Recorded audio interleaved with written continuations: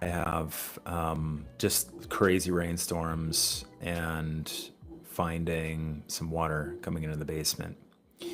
And I've learned after ripping out massive giant area rugs. Like this is it's not a massive room, but it's a big enough room that you can get like a giant area rug and put it down, and it makes it feel a little bit cozier before we go into actually totally refinishing and remodeling the basement.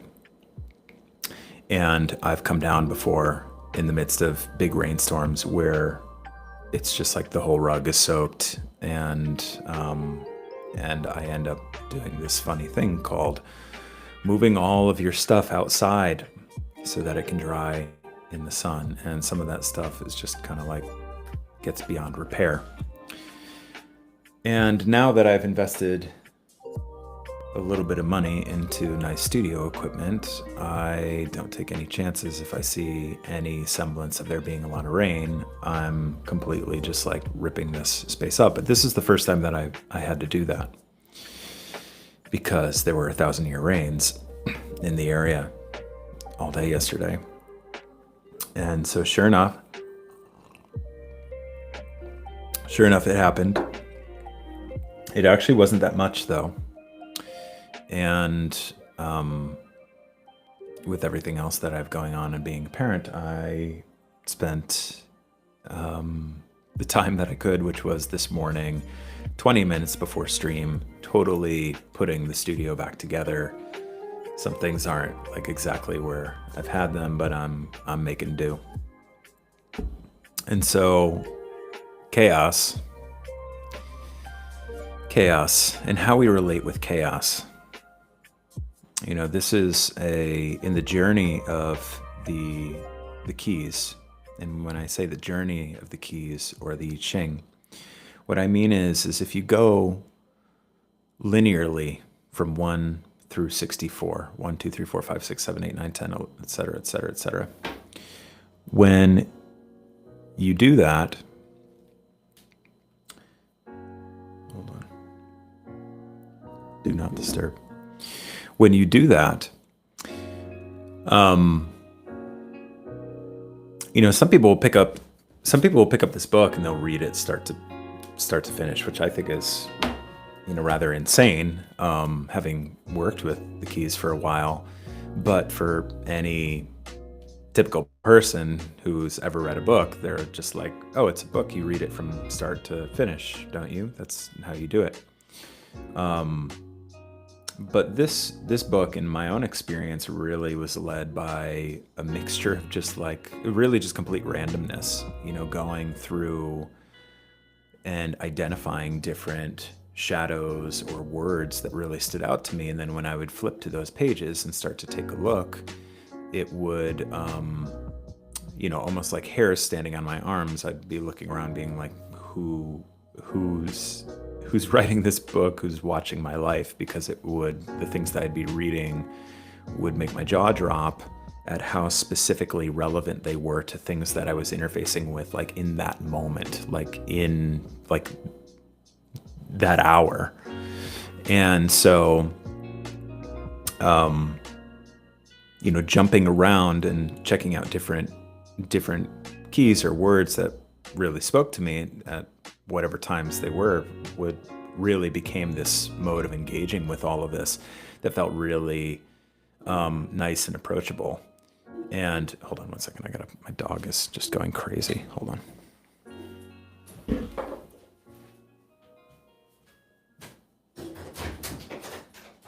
Griff, enough.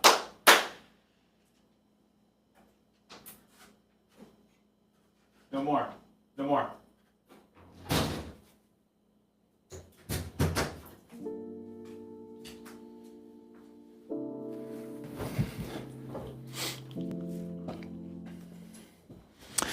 Okay, I'm back. That's Griffin. Shout out to Griffin. Best dog in the world. Oh, let me fix my camera now.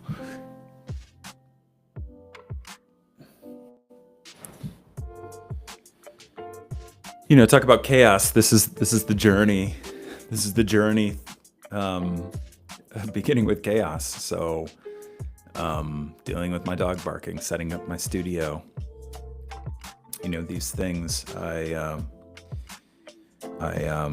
It's not lost on me comically that when I'm going through a journey like this, like, oh, I'm going to speak on different keys, that I'm going to find that those shadows are really just they're working me in real time. And so I was talking about looking through this book and going through this book linearly, which is another way to engage with the keys, which sort of paints a story. Now, I've never done that personally, but I am going to be doing that now with this stream, where every Thursday for 64 weeks, I'm going to go through key 1 through 64. And I'm going to explore that journey, and I'm going to speak on whatever's there, and I'm going to welcome friends or guests who are around who want to talk about this with me. But today it's just me.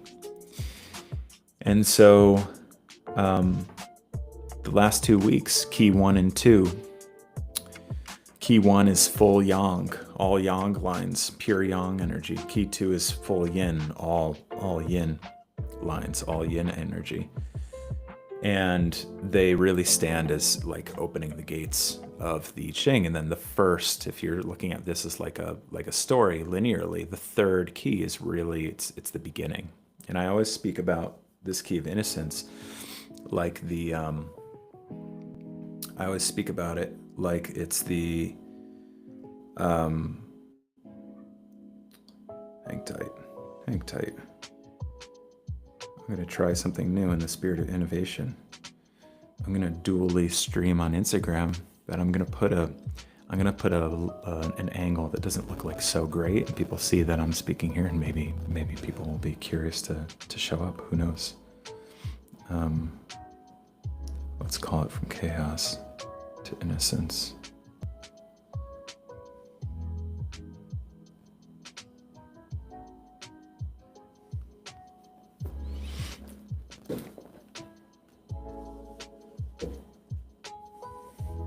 Put that there.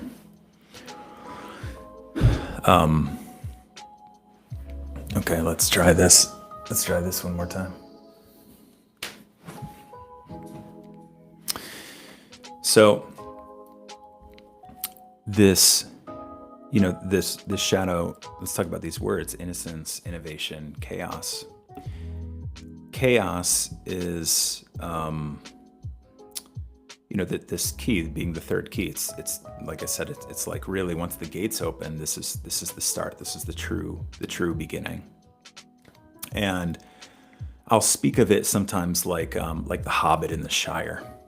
It's like this like whimsical, playful sort of fairy tale space where you have no idea the type of journey that young little hobbit is going to get taken on through the Lord of the Rings, and the journey through chaos that individual moves through. But this connection with the ability to really move and navigate through chaos, as it says here, through the eyes of the child, and that brings in this inspirational, innovative energy. And if you've watched The Lord of the Rings or The Hobbit, it's like, these unsuspecting tiny little characters, through generally just like rampant mistakes and their like goofiness and playfulness, end up stumbling their way into being the exact key that unlocks that saves the entire world, that unlocks the entire, kind of prison, maw, doom matrix that is starting to kind of descend on that world. And I'm not somebody who is like a super crazy Lord of the Rings fan, but I've always just found that's like the lens that just resonates most deeply for me with this key. Because if we can then look at that like as fantasy, and then we switch and we start to look at this word chaos and place ourselves as protagonists, as characters navigating through our own sort of like doom storm in what's happening in the world, that chaos, it helps us to start to orient, to say like, okay, actually what's the way to navigate through this chaos, to be with this chaos, to meet this chaos, and to sort of dance with this chaos rather than letting it overly harden me into a form that kind of just like eliminates and like just crushes out any sense of that childlike innovation, inspiration, spirit that is really what we need to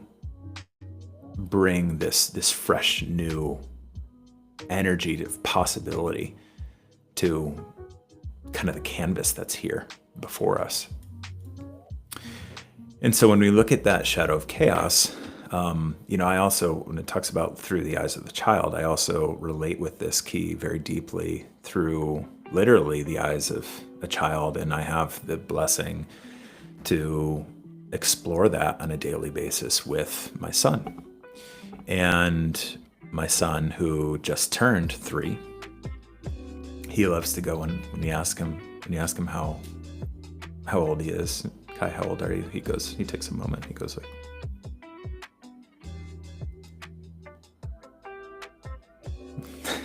it's the sweetest thing. Sometimes he does it with both hands. He'll go like,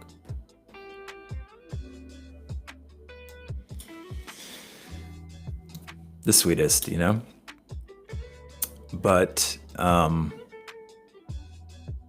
he has these like these little wooden train tracks, and there's so many pieces, and there's just this whole crazy chaotic mess of all of these pieces, and it's like one of the greatest gifts of being able to play with a child like this and is to connect within ourselves. Like, what is it within me that so rapidly wants to like put things together the right way, or just wants to like clean up the chaos entirely?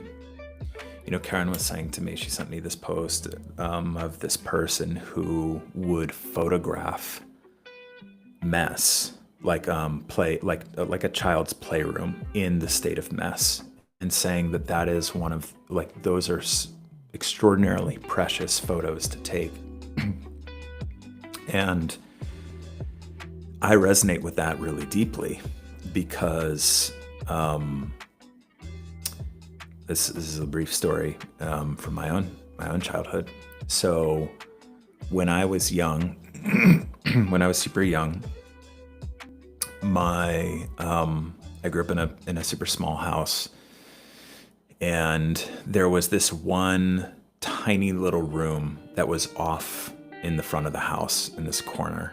And somehow, with 2 older siblings, 7 and 9 years older than me, half siblings, somehow I got the gift of like having that to be my playroom, because there was like no other extra room like that in the house. It was, I shared a bedroom with my brother. There was one bathroom. My sister had a room, and my parents had a room, and then it was just like kitchen, living room. That's it. But there was this tiny other little room that you had to go through these 2 doors to get to. You had to go through this one door that was part of the staircase, and then you went into this other one. And it was this corner room, and it had this light in there. And I was obsessed as a child with Legos. People would always be like, "Oh, I love Legos. My kid loves Legos." And I would be like, "You don't understand." I was obsessed. That was all that I ever wanted, was to be surrounded by mountains of Legos. And for anybody who's ever played with Legos, it's like you have a bunch of pieces, and then you put the thing together, and you kind of take from that chaos, you put it into a form, and then you can play with it and maybe put it on the shelf or whatever. Well, that's cool. But the real cool thing is when you're literally just surrounded by an ocean of pieces from God knows what set, and you're sitting there and you're putting like your imagination on, and you're just pulling these pieces together and forming things on your own. Now, in most circumstances, like when I'm talking about like thousands of pieces, and you can't just like necessarily just like dump that all over the house because it will just take up so much space. But I had this like extraordinary gift, which I didn't realize in the time, but now looking back, I'm like, wow, this was like a huge component of how my creativity came online. Was where the room, for as small as it was, like I took up every single little inch by just surrounding myself literally with an ocean of Legos, and this one tiny little space in the middle that I would kneel down in, and I'd sit with like my knee like this, and I'd rest my head like this, and I would just like sift through the sands basically, and I would just pluck pieces and I'd put things together and make my own creations.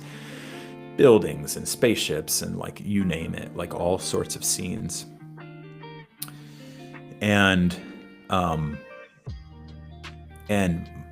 man, what I would give to be able to just catch like an old photograph of that space in all of that mess, in all of that chaos, which for anybody who would walk in there would be like, is your child okay? Like, have you ever cleaned this space? But for me, this was paradise. I was like, wow, I can make anything in here. I can do anything in here. And yeah, and so like if I was able to actually look at a photograph and see me immersed in that chaos, wow, how that would completely just unlock something for me, and in being able to be like, oh my God, like that's that thing that I built. Like, or just to see that like innovative wisdom of just like that purity of me as that young child, like putting things together from pure imagination. And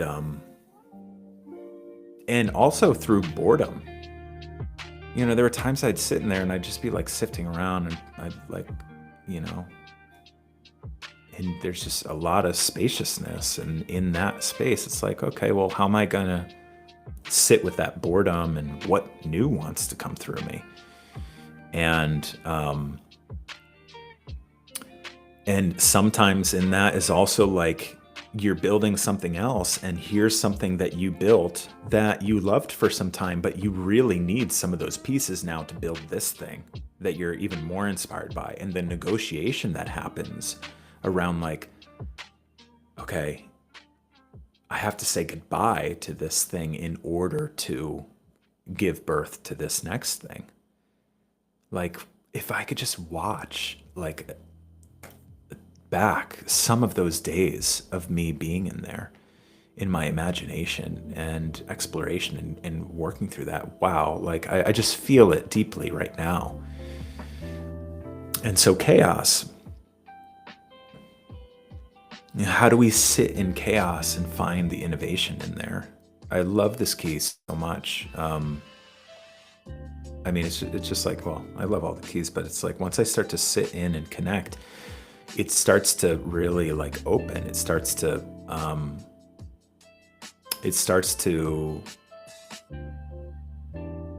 open inside of me.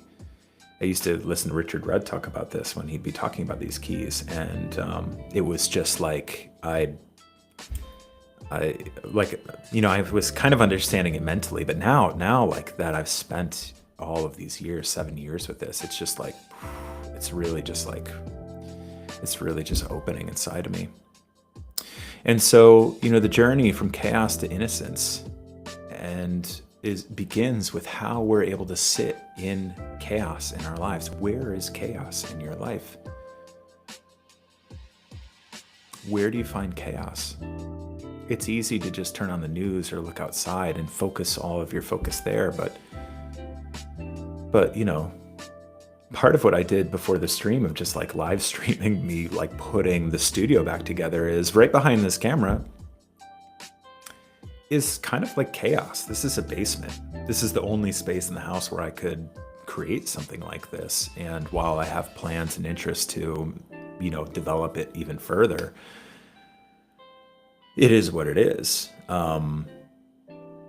And can I actually just like allow myself to sit in some of that chaos rather than trying to like get rid of it and really, just sit and be with it? And maybe it reveals something to me.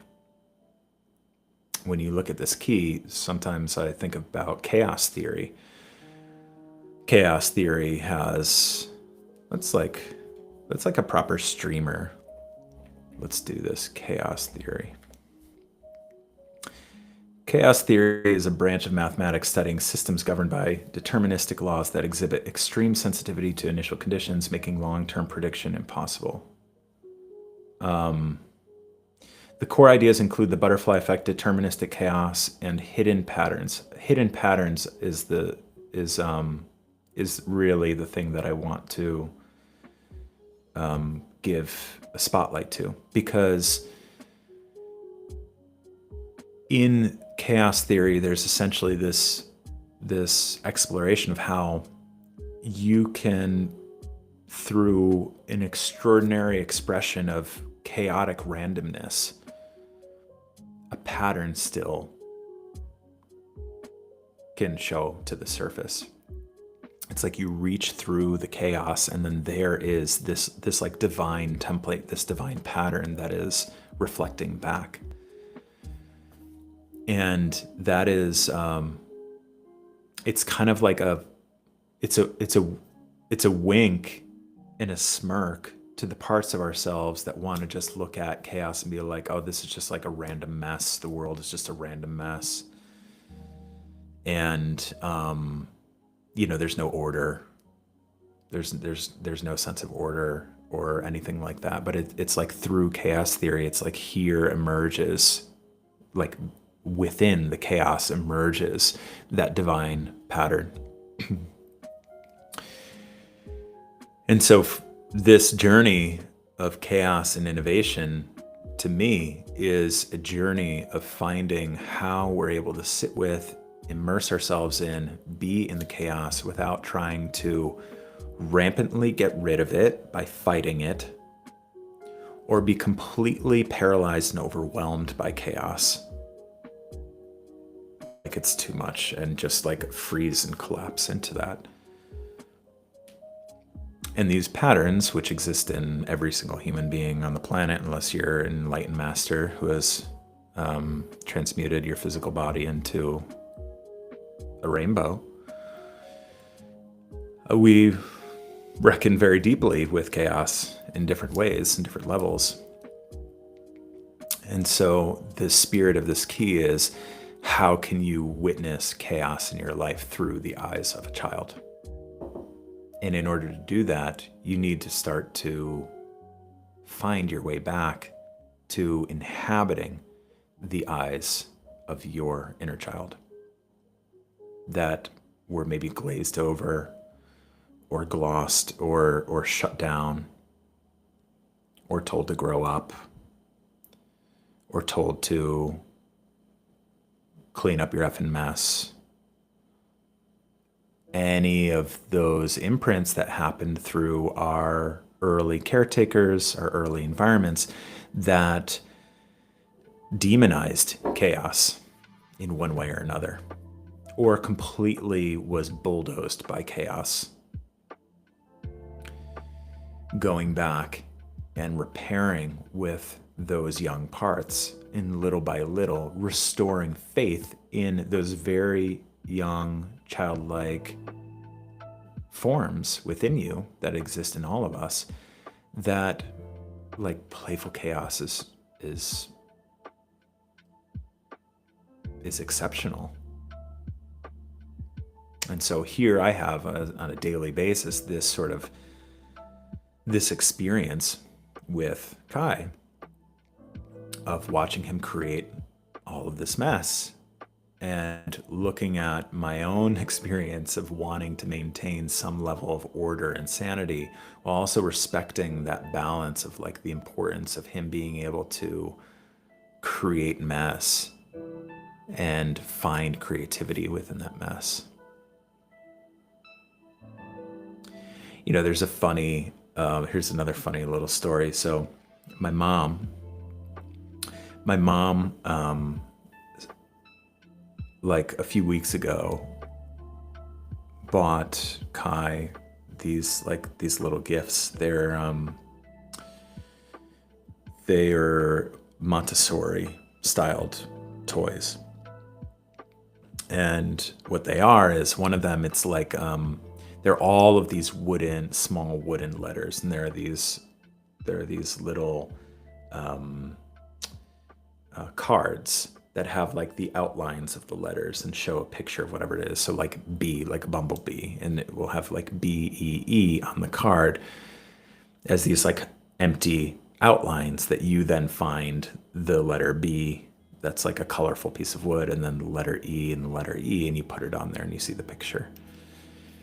There's another thing that she got that had all of these different pieces, like semicircles and lines and squiggles, and they were different colors, and you could take these cards and it would show you how you could put all of those different pieces together in all of these different ways to make like a rocket ship or a dinosaur or a butterfly or whatever it is. But so in each of these things, it was like boom, boom. She gave both of these things, and there were like so many pieces. It's like there's like 150 pieces total. And him being a 3-year-old, he's like dumps them all out. He dumps them all out in the kitchen, on the floor, and he's got these like other sort of like sticker things that he puts on the glass and the sliding glass door right next to him. And very quickly on any given day, if that stuff is cleaned up, it's just like it turns into a whole chaotic space. And I laughed with my mom the last time that she came, and I was like, hey, by the way, maybe the next thing that you can give him is something that has like fewer pieces, because it takes an eternity to pick all of this up. And she was like, don't you dare. It was so funny. I got like totally caught in the moment. And it like the guttural laughter that came through me with her reaction, it was just like so pure. It was just ancient. She was like, do not dare tell me anything about about you not enjoying picking up pieces. She was like, with all of your Legos, you know what my house was like for like the vast majority of your upbringing. I was like, touche. Okay. And I was like, she's got a point. And it was just immediate. It was like, oh, it's actually important. Because, I mean, when you look at the world and there's a mess out there, and then you start to see mess in your house, for me personally, like it can just like cross a bunch of wires, like trying to focus and stay connected to like priorities and staying in my body and connected with, you know, the pace of my nervous system, resourcing myself, all of that, when there's just a whole sea of chaos. But I'm finding more and more, especially as Kai's growing older, now that he's 3, where I used to do this thing when he was like between 1 and 2 years old, when there were far fewer toys, where I would like, as quickly as possible, I would try to just like clean everything up at night after he went to bed, so that everything was like perfectly restored and his cars were set up, and it was sweet. It was beautiful. And it was like every day he walked into a fresh canvas of like everything set up really beautifully and nice. And now it's like, whew, like we did some painting today, we did this thing. It's like, I'm gonna do my best, but also beyond just like there's a lot to do and it's too much to do, there's also the part of me that looks and is like, he left it like that today. And maybe it's important for him to come and find it like that again tomorrow morning.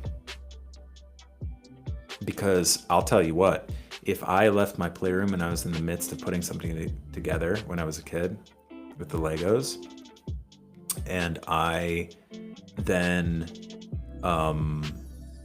came back the next day and it was like totally clean, put together, that would have been extraordinarily destabilizing to me. It would have completely ruptured my trust in my parents. It would have been like such an egregious offense to me, because it was like, you have no idea.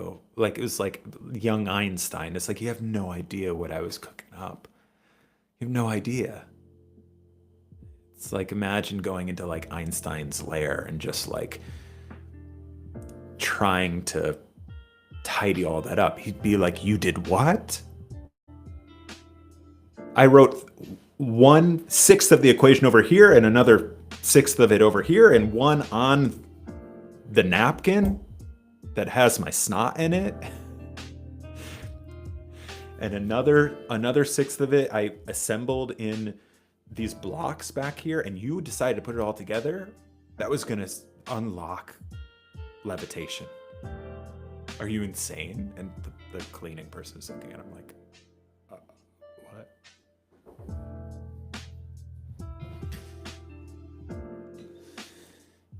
Shout out to Einstein, friend of the stream.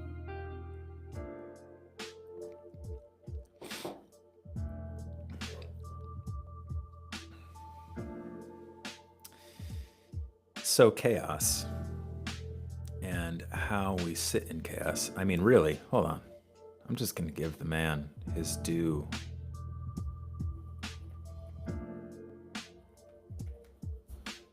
I'm going to give the man his due spotlight.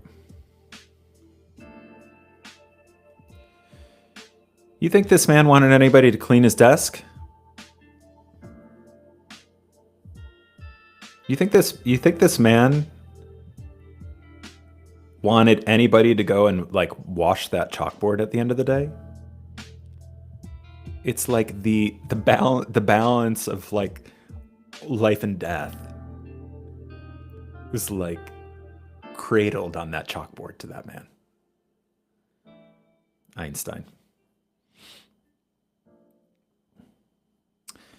And I feel this so deeply, more and more, the importance of this. I mean, somebody, I don't know, you can listen to many different creatives. I was even just watching a video of Ye this morning before coming on stream, and he was just like, basically just talking about,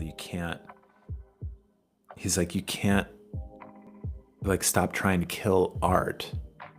And when somebody like is like, I may present something on one day, and then the next day it's like it's something completely different. Whatever opinion you want to have about Kanye, he's one of the greatest creators of all time. Period. And he's like, whenever somebody tries to kind of like pin you into, well, you did this, and how come you're doing this now? It's like, that's you.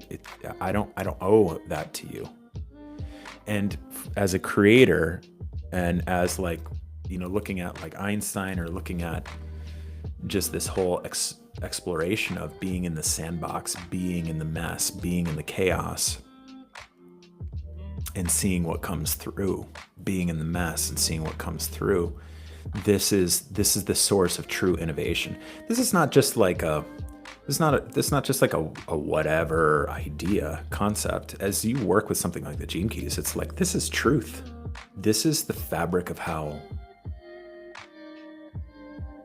like life force flows. It's the fabric of like law of existence. That innovation emerges through chaos, and our ability to sit with and embrace chaos. And so it's easy to quickly, or to look at the world and look at the state of chaos across the world. And it's like, how much are we trying to respond to what's here as the barking adult trying to pick up after the tantruming child? And in what ways can we open our eyes to a different lens to really see through the eyes of the child and see that maybe through this chaos there's something extraordinarily powerful, innovating in what's there? That the chaos is actually giving rise to the very depths of innovation that we need as a society to take humanity into a brighter future, a future without all of this garbage, nonsense, patterns, behaviors, violence, poison, you name it. But it takes the courage and the willingness to lean into the chaos rather than trying to fight it or totally get bulldozed by it. And I have found no greater dojo in my life for this than being a parent.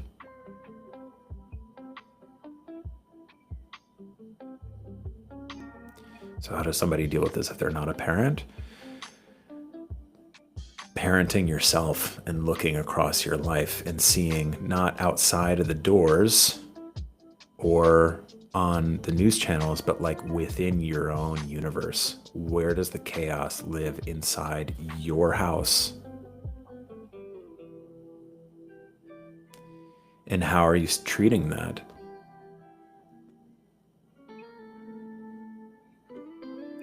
And so in the spirit of innovation, I put my office or my studio back together today. Hey, everybody on Instagram who's tuning in over here.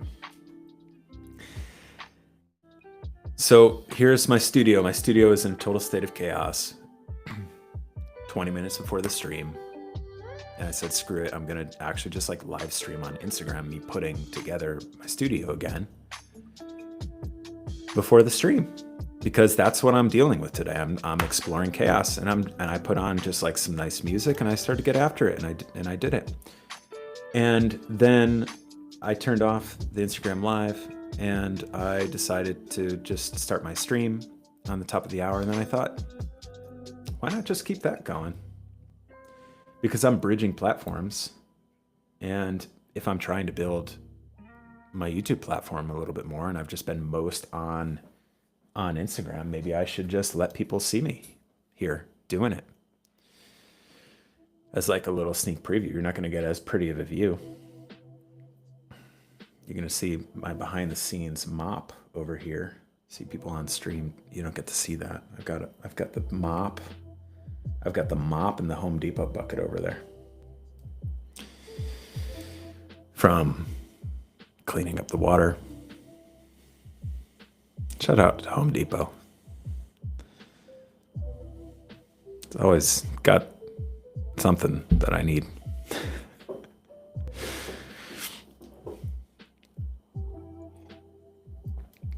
And so here's an innovation.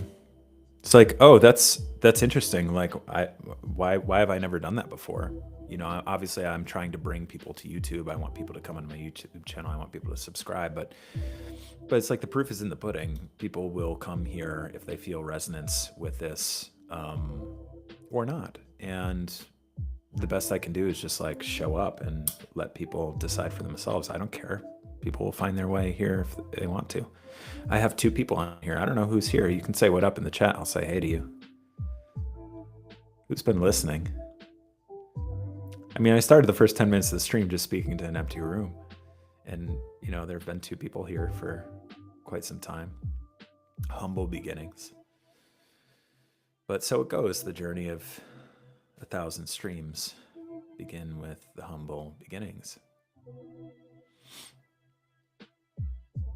And so innovation is like that. It's like through sitting with and relating with and being with the chaos, here comes these ideas. It's like Frodo. It's like Bilbo Baggins, the Hobbit. It's like, oh boy, there's like a troll here and a fire-breathing dragon here and this and that and this and that. And then it's like, how can I be a little bit witty here by approaching this again through the eyes of a child. And how many times all you need to do if you want a masterclass of exploring this, like anything that I've spoken about on stream today, go and explore it. If you've got a child, particularly a young child, watch them play in their mess. See what's happening inside of you when you're around it. And I'm not perfect on this either. I had a moment yesterday where we were rebuilding a whole new train track, and there was a period where I was like trying to build this one section of the track, and he was like sitting on me in front of me, just like, yeah, but I want to do. And I'm like, buddy, I can't. There's all this space to sit, and you're sitting like in me while I'm trying to put these pieces over here. Like, can you move? And it's just like, no. You know, and watching in myself, like where I was starting to feel some like, but I need to, you know, it's just so the greatest dojo in the world, parenting. Nothing compares. Absolutely nothing compares. So that reminder of like seeing it through the eyes of a child.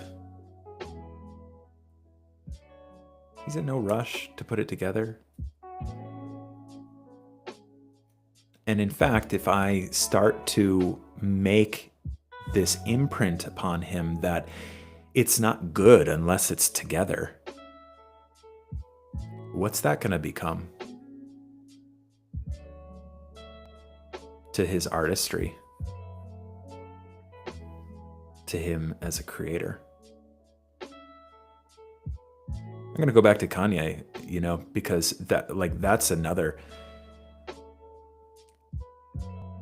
For anybody who really journeyed across the entire discography of Kanye West and stayed connected to the thread of just that man's journey, will see just how many times he completely just shattered the cultural perception of what good was supposed to sound like and look like. Or even what like an African American like rap hip hop artist was supposed to be. Revolutionized music many times.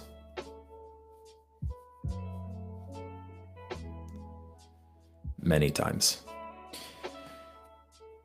And so like watch The Hobbit, watch The Lord of the Rings, you know, watch the character of like the young little hobbits and how they navigate through the chaos. It's not just like, oh, that was just a direction choice. It's like it's speaking to like a fundamental universal truth. And I know it because I can feel it.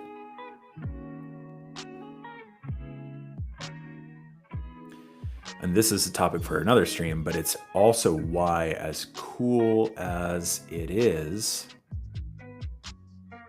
I can't feel that same energy in Dune. That's a topic for another stream.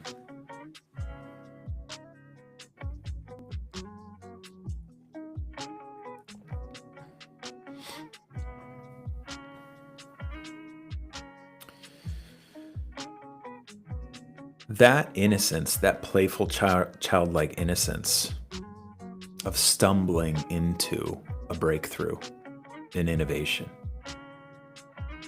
is the very threshold that reconnects us to the sense of magic in the world.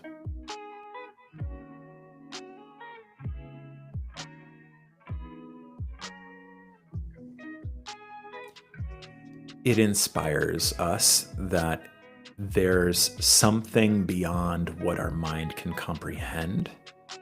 The pattern, the divine pattern that emerges through the chaos that is there,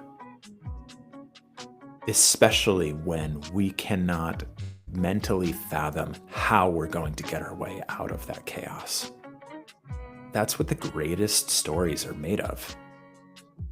That's what the greatest epic fantasy fairy tales are made of. When the unassuming goof ends up literally tripping and falling into the breakthrough that saves everything. And not in a cliche weird way, but in a way that's like it breaks down all of the sense of like, I have to be that type of person in order to be successful.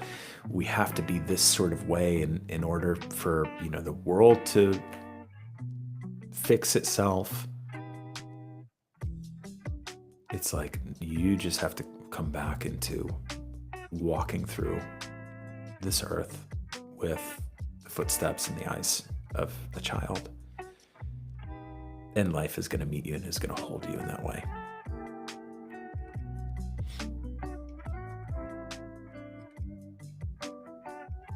And so innocence, the city of innocence, Shadow Gift City. Shadows are seeds. It's a journey of how shadows aren't things to combat or to get rid of or to annihilate. Shadows are things to embrace. They are seeds, and we cannot crush a seed and expect a plant to grow. We need to embrace the seed. We need to water it, nurture it, give it the right soil, take care of it, and be patient with it. And it's going to unfold all on its own. When that seed cracks open, that gift, innovation, that's the flowering journey. It can be active in a way. There's growth. Now I'm bumping through this layer of the soil. Oh, now I'm starting to sprout out some of my first little sapling leaves. Okay, now I'm growing up bigger. Oh, okay, here's the sun and the rain and the wind, and I'm dealing with that, and I'm starting to grow and build my balance. That's the journey of the gift. That's when we start to embrace this uplifting pattern, new way of being that takes us into a whole new direction in our lives. And so as we sit with chaos, the innovative ideas start to come online. They start to pop here and there.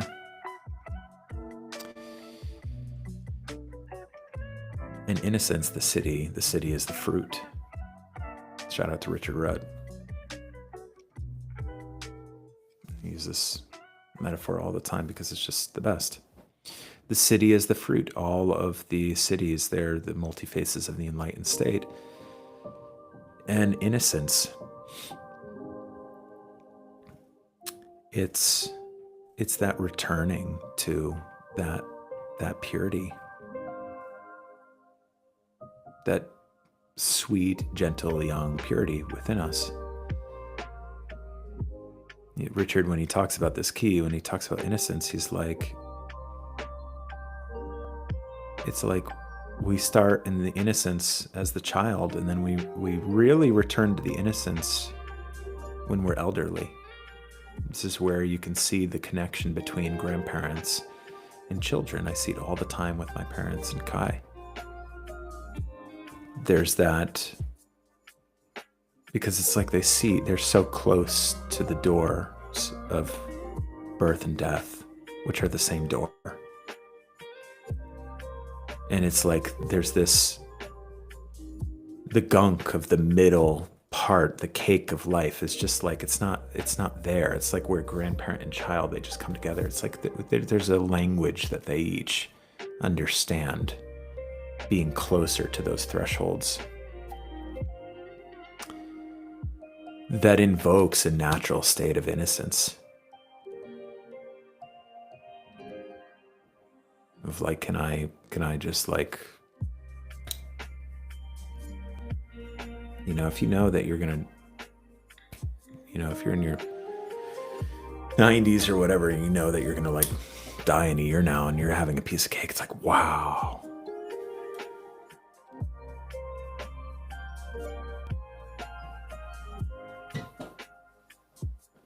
And seeing a child for the first time trying cake, it's like, wow. Hold on, let me fix my camera here.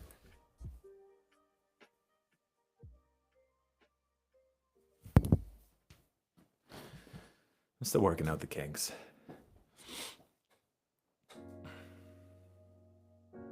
Maybe I need to do a stream sometime where somebody comes on and just coaches me on how to do the stream things, because I'm pretty savvy, but there are things that I'm just like, I run into a wall.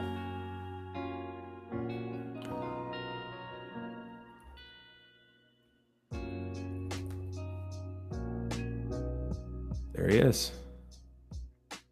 There's Bilbo. And Frodo.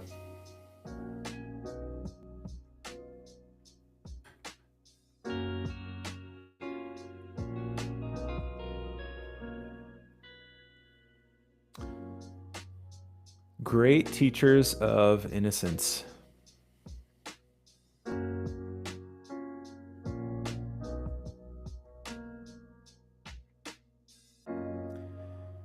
So how are you finding your way back to seeing your life and whatever you're creating through the eyes of a child?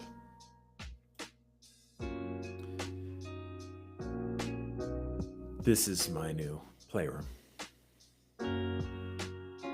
And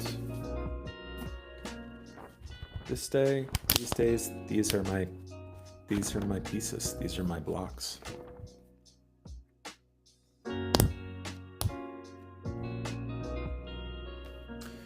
You know, there's that thing that's like, inside you there are two wolves, you know, and it's like, for me, I have the part of me that's like, I need the like sleekest, most like Zen styled studio, because I feel that deeply. But I also feel that like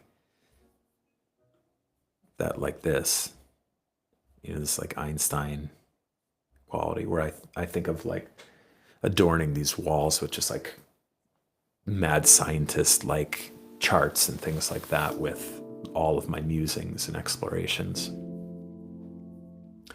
And I don't remember who it was. Maybe it was something, I forget where I saw this. But there was somewhere I was talking about the importance of like every artist, every creator needs a sandbox in their life. A place where they can just create without ever showing anybody what it is that's created there. A place that you can leave it and step away, go away. You can come back a day later, 7 days later, whatever. You come back, it's exactly the way that you left it. My dream is to create some sort of space like that. Maybe here on our property and land. I had this dream of getting one of those, what is it? These like geodomes. Like the legit ones. Wow, look at that. Cool.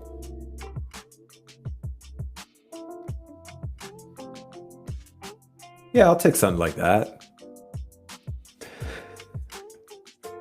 That's all you need. That's all you need. Just something like that.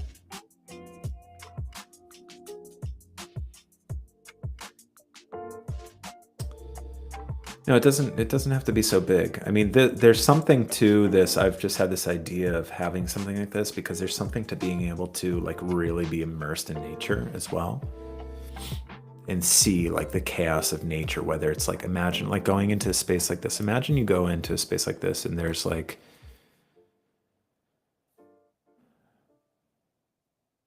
now I'm just like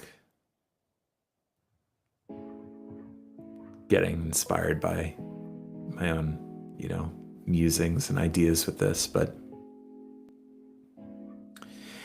if I was going to create a, like a playground for a creator to come and create. I would have something like this where there would be very intentional things placed in there, like musical stuff, painting, artistic stuff with like being that you could mold, things that you could really like in a tactile way work with your hands. Stuff that would just allow for you to sit in this space and connect with like the rainstorm or the sunshine or like the greenery, the clouds, the blues, all of these things, so that you could actually just be in touch with like what is like all of this chaos around me, the chaos of life, of nature. Go into the woods, chaos. But you don't ever really think of it that way, but it is. Somehow there's an order. Somehow the trees that need to find their way to the canopy do. Sometimes the tiny, and just, the rodents that need to stay down on the ground, they find their way. Everything finds its way. There is the hidden pattern, the order in the chaos. But creating a stage, a little like temple space for somebody to go in and say, okay, I'm going to hang out here for a while. And I'm going to really just explore myself as a creator. I'm going to make a mess. I'm going to just see what comes up.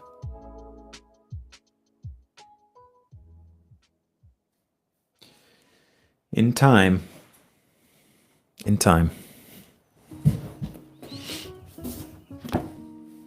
All right, I'm wrapping up here. But the last thing I want to say. There you have it.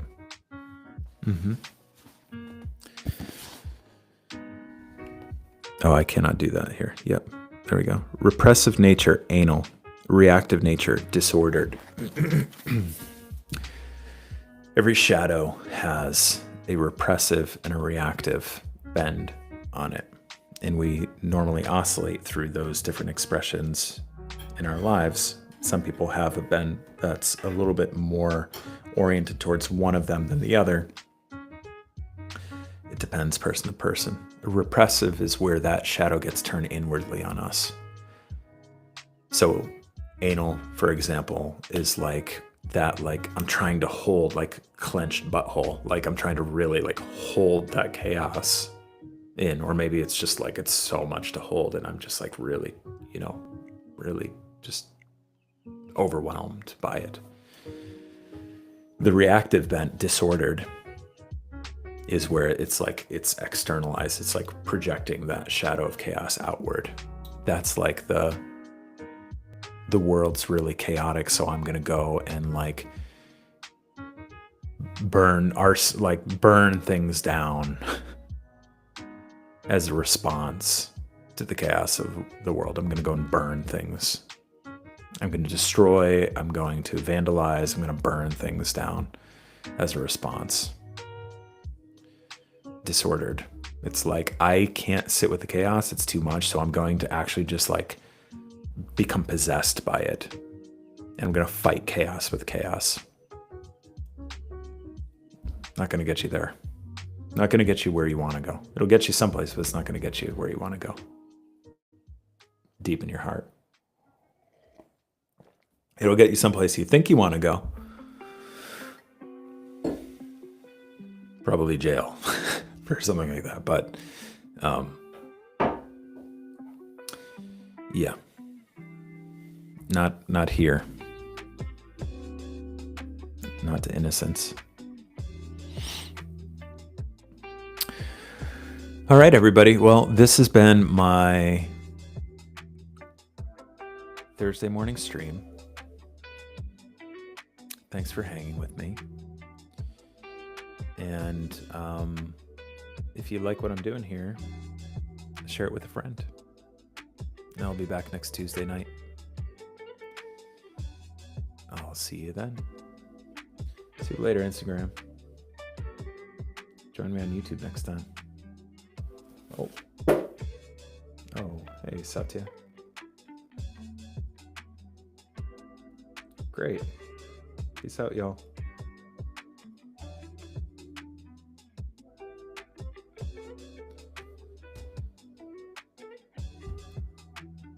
Okay, I'm still here. Bye-bye.